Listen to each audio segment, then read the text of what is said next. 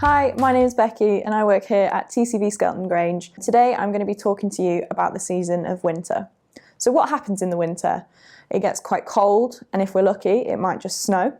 The leaves have fallen off the trees and there's not much food for the animals to eat during the winter months.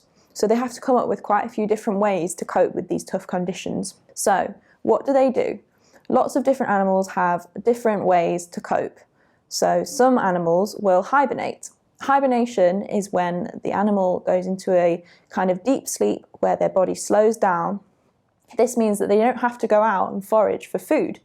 That means that during the winter months, when there isn't a lot available for them, they can still cope and survive.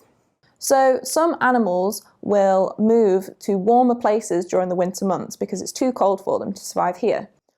This is called migration, and it's done by a lot of birds. So swallows and swifts are two of the birds that will move all the way from the UK to Africa, which is a very long way for an aeroplane to go.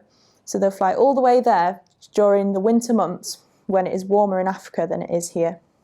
So some of the animals that do this here from the UK are swallows and swifts. Some animals have to just stay active and cope during the winter months in the UK. So robins and squirrels are two animals that do this in our British woodlands. Squirrels are very active during the autumn months, and they will find as much food as they can when it's still available for them. They will then hide this food and they'll bury it under bushes and in lots of different places.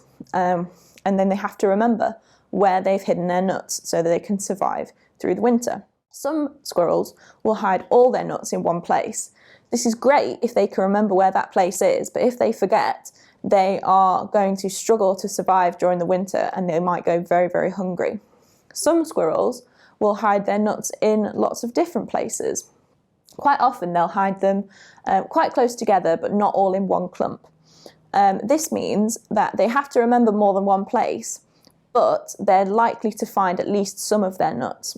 Because they hide them quite close together, it's quite likely that if they get the right general area, that they're going to get at least some of their nuts so that they can survive during the winter. So if you hear a little rustle in the leaves, have a look and you might see a robin or a squirrel.